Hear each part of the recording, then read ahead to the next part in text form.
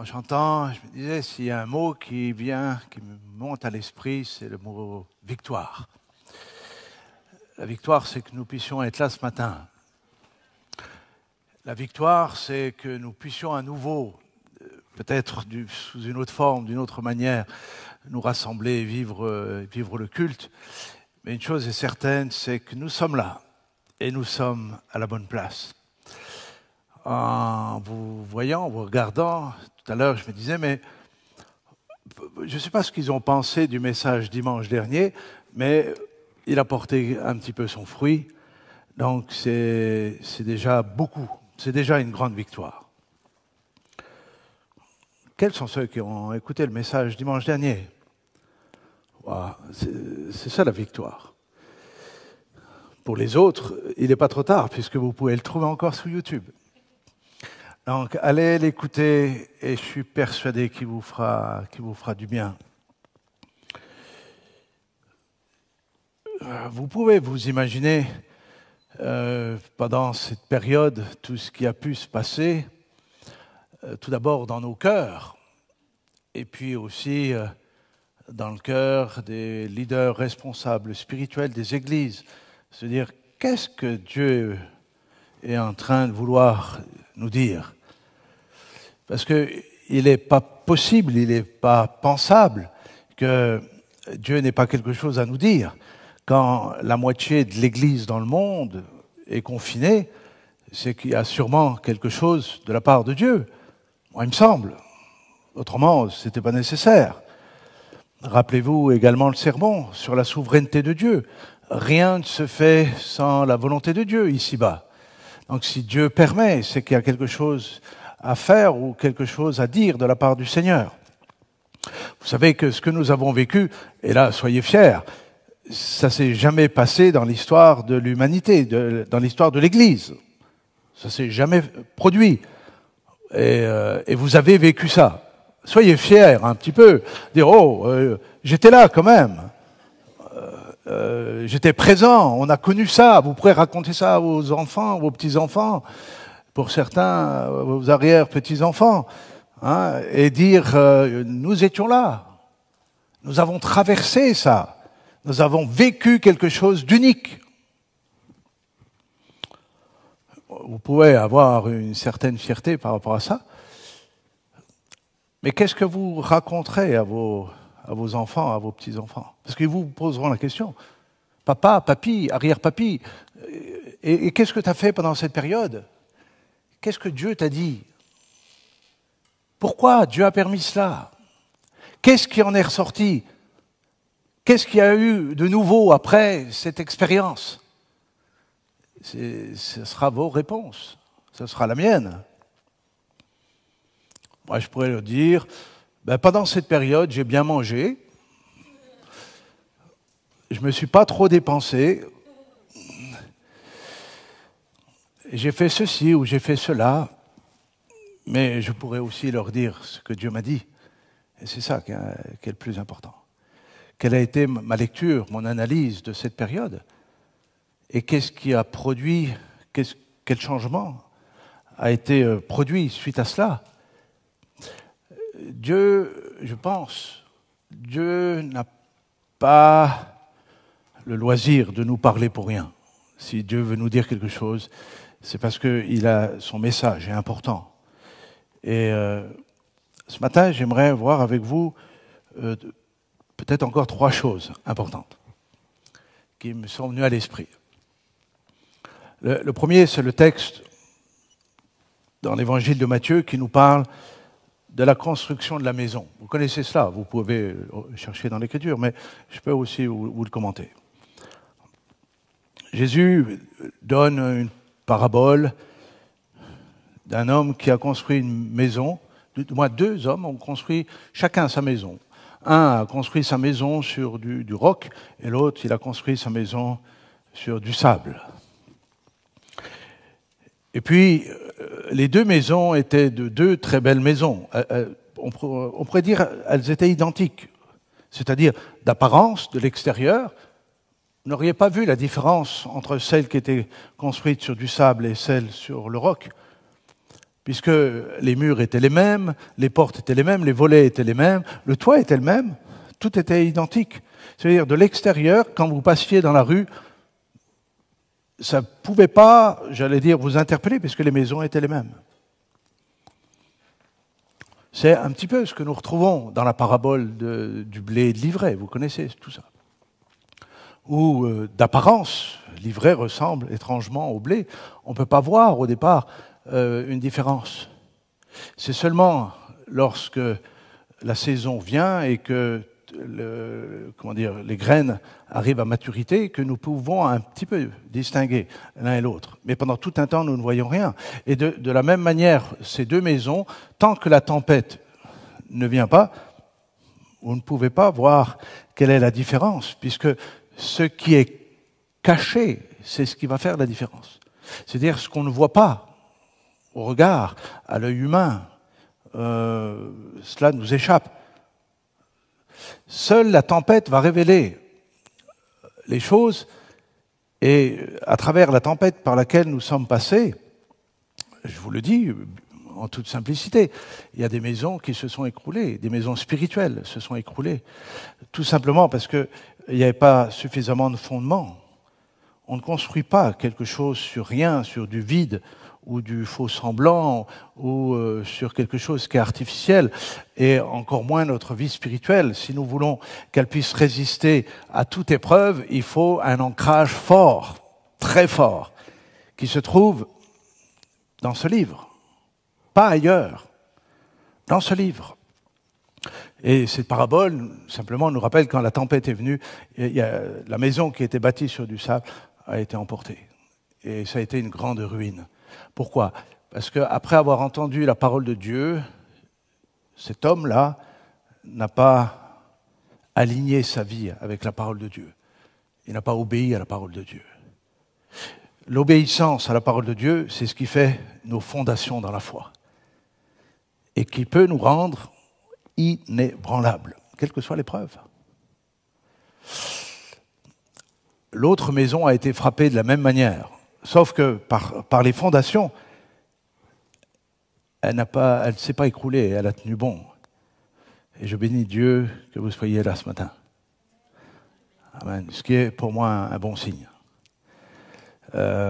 Vous avez pu traverser les choses.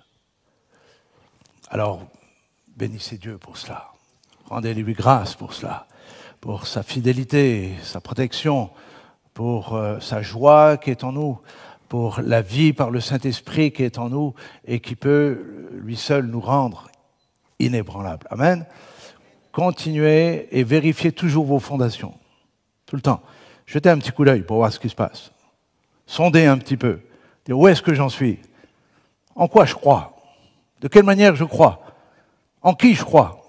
Vous voyez, ces questions, posez-vous-les de temps en temps. Et surtout quand tout va bien. Vous rappelez la cigale et la fourmi. Vous vous rappelez de cela? Moi, j'étais pas très bon dans les poésies, parce que j'ai une mémoire qui est en forme de meule de gruyère, vous voyez. Et mais je me souviens en moi l'essentiel, le sens. Et c'est peut-être ça le plus important, en tout cas pour moi. La cigale a chanté tout l'été. Elle s'est amusée, elle s'est distraite, elle a fait la fête. Et la fourmi, qui elle est une travailleuse, elle a tout l'été, elle a bossé. Elle est malade cette fourmi de bosser tout l'été en plus, comme ça. Mais elle sentait les choses. Elle savait qu'après l'été, probablement viendrait l'hiver. Et de la même manière pour nous, quand tout va bien, et on a des périodes où tout va bien. Est-ce que vous allez bien ce matin? Ouais, ça va, pas trop mal. Ok, vous êtes démasqué. Donc, quand tout va bien, et nous avons des périodes où tout va bien, eh bien, vous savez ce qu'il faut faire quand tout va bien? Il faut engranger. Il faut faire des réserves spirituelles. Pourquoi? Parce que nous savons que l'hiver va arriver. C'est-à-dire des moments d'hiver où, prenons un terme plus biblique, le désert va arriver. Donc, il y aura des périodes où il y aura beaucoup moins à manger spirituellement. Et il va falloir compter sur les réserves que nous avons emmagasinées. S'il y a des réserves, vous allez traverser le désert ou l'hiver. S'il y a un manque de réserves, ça risque d'être difficile, comme ça l'a été malheureusement pour la cigale. Ok.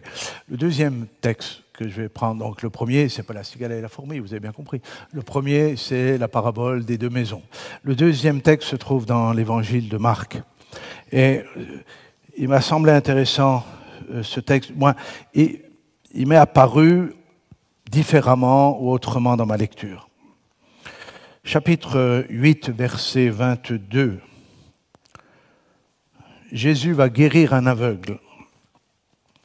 Verset 22. Ils se rendirent à Bethsaïda et on amena vers Jésus un aveugle, qu'on le pria de toucher. Il prit l'aveugle par la main et le conduisit hors du village, puis il lui mit de la salive sur les yeux, lui imposa les mains et lui demanda s'il voyait quelque chose. Il regarda et dit « J'aperçois les hommes, mais j'en vois comme des arbres et qui marchent. » Jésus lui mit de nouveau les mains sur les yeux, et quand l'aveugle regarda fixement, il fut guéri et vit tout distinctement. Alors Jésus le renvoya dans sa maison en disant « N'entre pas dans le village. » C'est une drôle d'histoire, mais c'est une histoire qui a un enseignement. Tout d'abord, cet aveugle est amené vers Jésus par des personnes qui probablement croyaient à la guérison de la part de Jésus. Est-ce que vous croyez à la guérison de la part de Jésus? C'est important, parce que quand nous rencontrons des malades, ou des gens qui sont infirmes, ou des gens qui sont dans le besoin, il est important que vous puissiez croire être pour eux le messager de la bonne nouvelle, comme quoi Jésus veut et peut guérir. Jésus a des méthodes qui parfois nous échappent au niveau de la guérison. Vous savez que ce qu'il a fait là, il l'a fait pour d'autres aussi. Il prend de la terre, il prend de la salive et il colle ça sur les yeux des aveugles, comme il l'a fait pour celui à Jérusalem qui a été guéri. Il lui impose les mains et lui dit, il lui demande s'il voyait quelque chose. Il regarda et dit, j'aperçois des hommes, mais c'est comme des arbres. C'est un peu étrange ce que cet homme voit.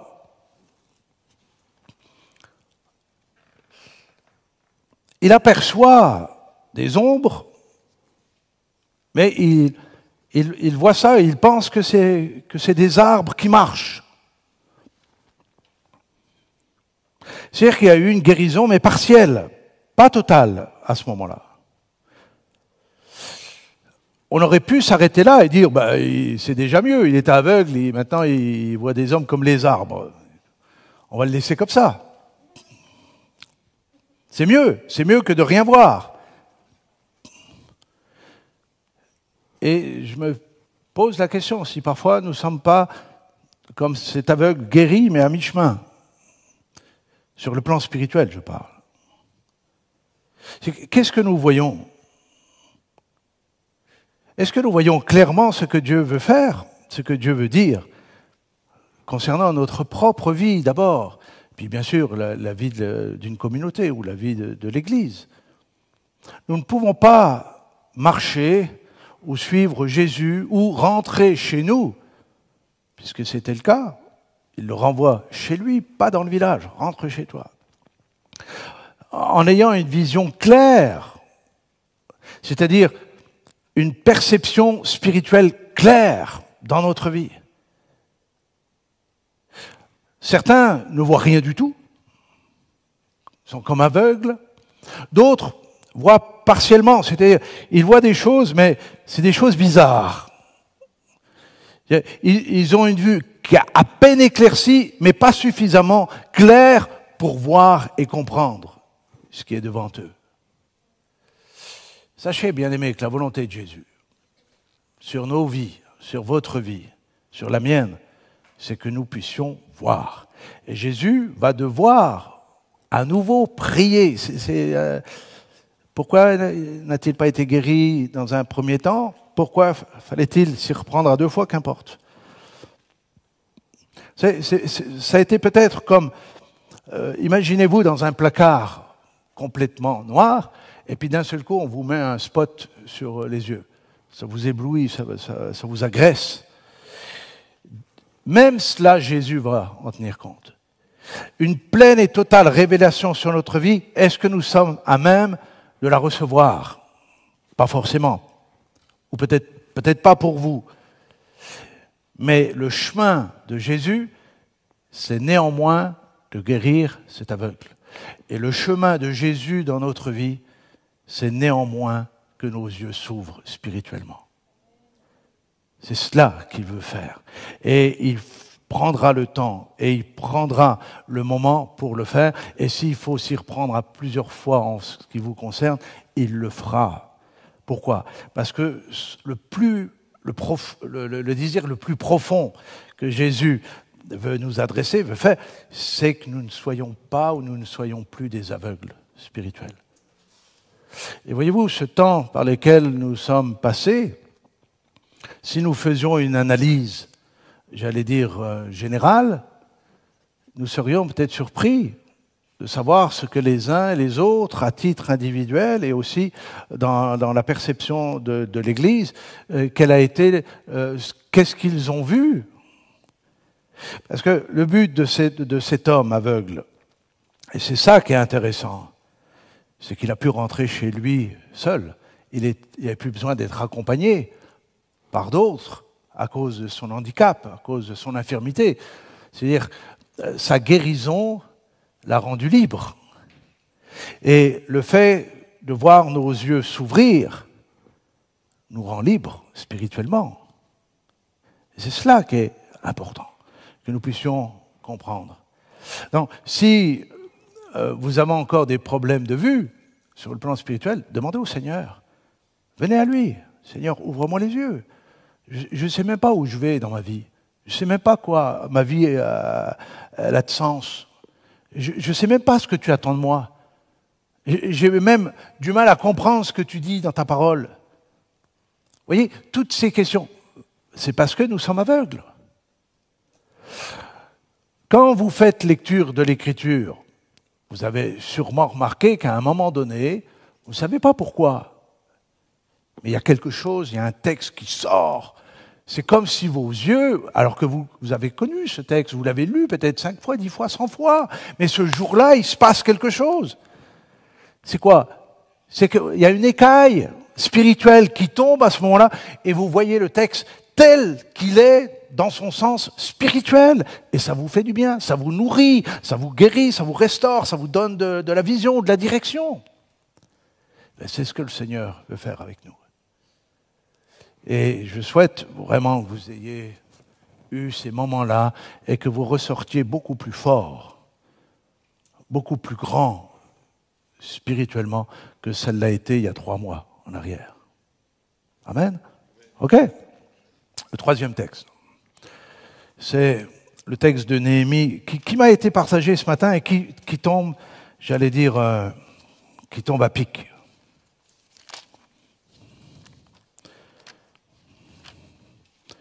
Chapitre 6.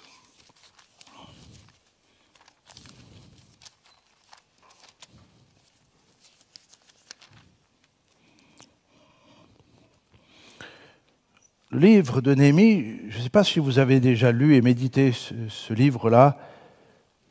Faites-le si ça n'a pas été le cas. C'est vraiment un livre qui manifeste la grandeur de Dieu, la gloire de Dieu, mais qui manifeste de quelle manière nous pouvons nous maintenir dans la victoire de Jésus. Ce livre-là nous montre de quelle manière les ruses de l'adversaire, je dirais, se forment au moment où vous désirez vous investir dans le royaume de Dieu. Eh bien, à ce moment-là, des ennemis se lèvent. Et le livre de Néhémie nous donne du discernement sur ces ennemis-là et comment les vaincre et aller dans ce que Dieu a préparé d'avance pour nous. Amen. Et une des ruses qui a été utilisée par un des ennemis qui s'appelle Tobija, qui a été un ennemi redoutable pour Néhémie, et je lirai au chapitre 6, le verset 19, « Il disait même du bien de lui en ma présence, et lui rapportait mes paroles. Tobija envoyait des lettres pour m'effrayer. » Et ça a été une des ruses, parmi tant d'autres, qui a été utilisée par les ennemis de Néhémie. Néhémie avait eu sur le cœur, lorsqu'il est arrivé à Jérusalem, il a vu la muraille de la ville et les portes de la ville détruites. C'est-à-dire que la ville était devenue vulnérable, elle n'avait plus de protection. Et quand il a vu ça, il a été saisi, ému, il s'est dit, mais on ne peut pas laisser les choses pareilles, on ne peut pas laisser les choses comme ça. Il faut faire quelque chose. Je ne sais pas si vous avez déjà éprouvé cela face à une situation, par rapport à quelqu'un, ou par rapport à une situation, ou par rapport à une situation spirituelle, ou même par rapport à la vie d'une communauté, où vous avez été saisi, dire, mais on ne peut pas laisser les choses comme ça. C'est trop dangereux, c'est trop. On va s'exposer, on va devenir vulnérable. On peut pas laisser cette personne seule ou abandonnée. Il faut l'aider, il faut la protéger. Il faut faire quelque chose. Je ne sais pas si vous avez déjà eu cette réaction. Et puis, au moment où touché dans votre fort intérieur, c'est-à-dire dans votre âme, dans votre esprit, vous dites mais s'il y a personne qui le fait, moi je vais le faire parce qu'il faut faire quelque chose. Et c'est ça a été tout à fait l'attitude de Néhémie. Et il s'est levé, il s'est dit, s'il n'y a personne qui va le faire, je vais le faire. Wow. Il a réussi à mobiliser des gens, et puis il a embarqué tout le peuple avec lui dans son projet. Ils se sont dit, on va reconstruire la muraille. Tant qu'il n'y avait pas ce projet en cours, ces ennemis-là n'existaient pratiquement pas. Ils existaient, dans la réalité ils existaient, mais ils ne se manifestaient pas. Au moment où il s'est levé, les ennemis se sont levés. Je vous le dis parce que ça pourrait vous décourager. Ce qui n'a pas été le cas de Néhémie, il ne s'est pas découragé. Mais tous ceux qui ont sur le cœur l'envie de faire avancer le royaume de Dieu, qui se disent, on ne peut pas laisser cette situation, on ne peut pas laisser les gens périr sans l'annonce de la bonne nouvelle. On ne peut pas laisser les gens partir à la perdition, en enfer, sans leur dire que Jésus est vivant. Vous voyez, ces personnes qui, dans leur fort intérieur, sont saisies, se disent « Mais non, je ne peux pas rester indifférent, je ne peux pas fermer les yeux, je ne peux pas fermer mes oreilles face à ce que je vois ou j'entends. Donc, je veux faire quelque chose. » J'aimerais vous dire et vous encourager, au moment où vous allez vous lever pour faire la chose, vous verrez que automatiquement des ennemis se lèveront pour tenter de vous décourager et que vous restiez bien tranquille, bien assis dans l'indifférence, bien assis dans l'égoïsme, bien assis en vous occupant de vous-même. Ce que le diable redoute, ce n'est pas notre présence même dans un bâtiment comme ça. Ce que le diable redoute, c'est les personnes qui sont touchées dans leur fort intérieur et qui veulent du changement, qui veulent que ça bouge, qui veulent que ça change, qui veulent créer la différence. Mais j'aimerais vous dire, vous qui avez cela à cœur, ne vous découragez pas. Et une des armes utilisées par Tobija, c'était de faire peur à Néhémie, l'effrayer sur la situation ou effrayer sur l'ampleur de la construction. C'est pas un petit projet de vouloir reconstruire les murailles de Jérusalem. C'est pas un petit projet. C'est pas à dire, je vais mettre 2 pierres là, puis je suis tranquille. Non, c'est une muraille quand même. D'accord ? Avec 12 portes. Pas des portes comme ça. Des grosses portes pour protéger l'entrée de la ville, protéger ceux qui sont à l'intérieur. C'était pas une petite affaire. Et forcément et naturellement, la crainte, la peur de toutes sortes de choses. Que va dire le peuple ? Est-ce que je vais pouvoir l'emmener avec moi ? Est-ce que ça, c'est pas un projet qui n'est pas à ma mesure ? Est-ce que c'est quelque chose qu'on ne pourra jamais finir ? Et puis ci, et puis ça, puis vous voyez toutes sortes de choses qui auraient pu dire à Néhémie, Je suis fou. Je vais d'abord penser à moi. Et puis si chacun pense à lui, ben c'est plus mon problème. Vous comprenez ? Il aurait pu, par la crainte et la peur, se retourner et dire non, c'est pas pour moi, j'ai trop peur. Et puis toutes les autres menaces, ça c'en est une parmi tant d'autres. Mais je vous le dis encore ce matin, comme vous avez pu l'entendre pendant ces semaines ou ces mois, notre force, à nous, qui avons cru, la force que nous avons en Christ, c'est de pouvoir être libérés de toutes nos peurs, de toutes nos craintes. Et n'oubliez pas, le revers de la foi, c'est la peur, c'est la crainte. Vous ne pouvez pas être dans la foi si vous êtes saisi de peur. Mais la puissance de l'Esprit en nous permet et nous libère de toutes nos craintes et de toutes nos peurs. Tant que nous avons nos yeux fixés sur lui, nous pouvons être assurés que la crainte ne prendra pas le dessus. Gardez ça en souvenir, notez-le, inscrivez-le. Si vous êtes en plus de nature craintif, ou si vous avez été élevé ou éduqué avec des parents qui étaient eux-mêmes dans la peur et qui vous ont communiqué la peur, et que finalement, au-delà de vous-même, eh bien, vous, étant élevé par des parents qui vous ont communiqué cela, et que vous êtes trouillard de nature, ou peureux de nature, sachez que l'Esprit Saint est bien plus grand pour vous libérer. Parce que le désir de Dieu, la volonté de Dieu pour chacun d'entre nous, je dis bien chacun d'entre nous, c'est que nous en finissions avec la peur. La peur paralyse. La peur vous empêche de rentrer dans ce que Dieu a préparé pour vous. La peur vous poussera à l'abandon. La peur vous poussera à faire marche arrière. La peur va vous propulser à fuir des situations. Simplement à cause de cela. Réglez cela avec le Seigneur. Il veut le faire.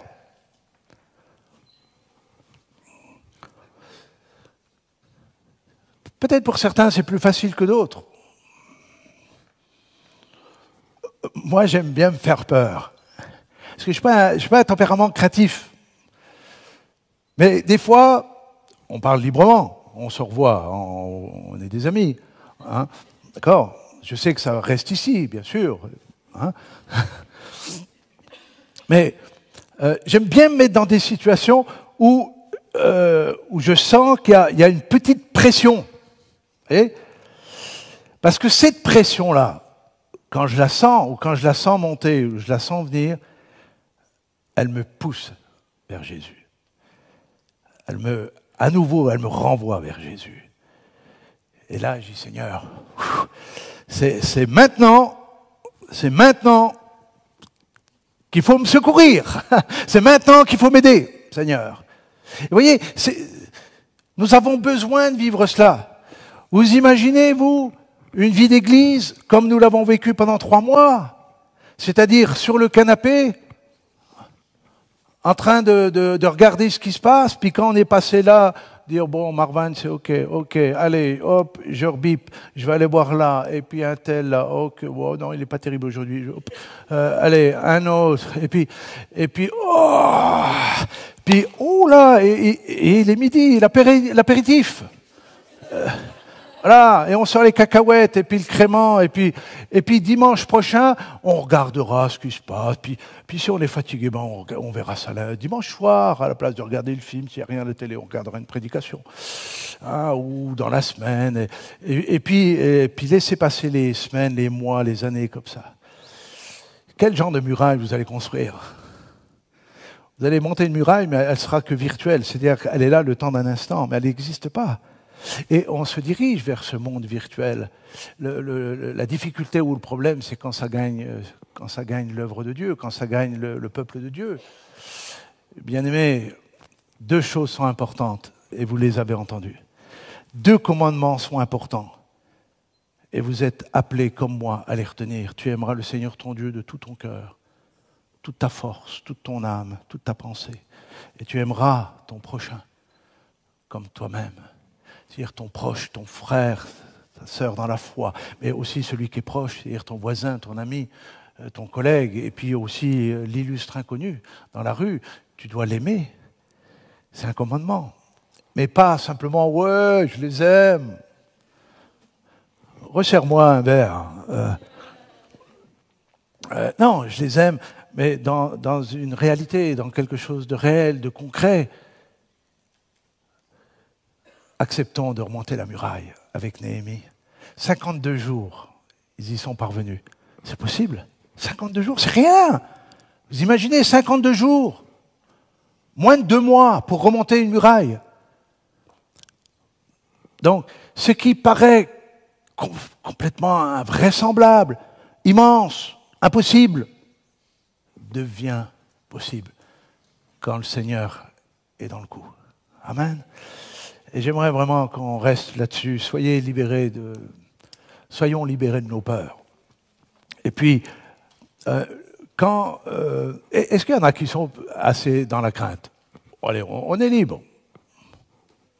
J'ai parlé à qui ce matin? À 5 personnes. Bon, je vais reposer la question. Quels sont ceux qui sont menteurs parmi nous?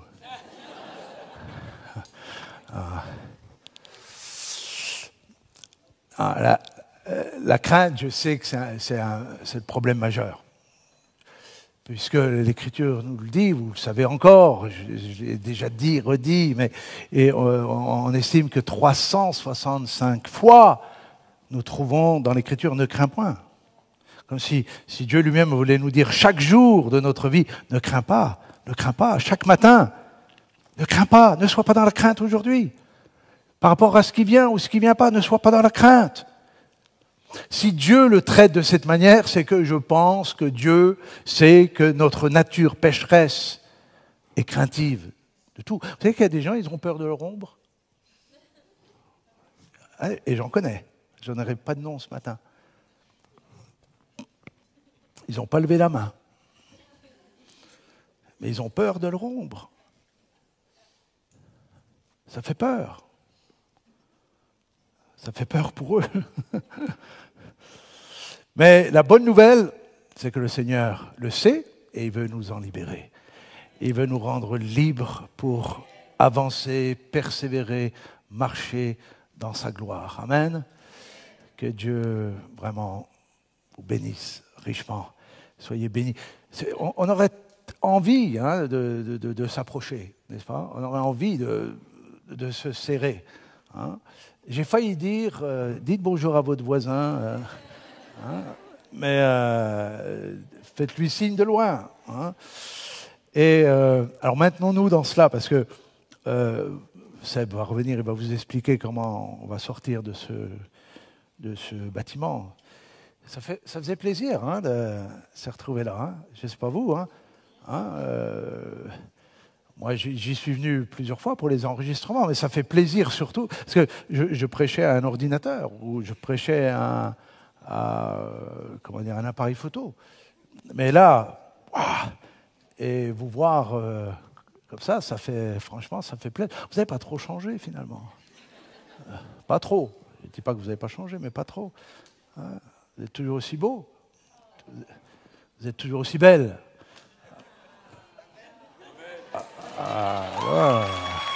Ouais. Que Dieu vous bénisse. Puis, excellente semaine à dimanche prochain. Je laisse Seb.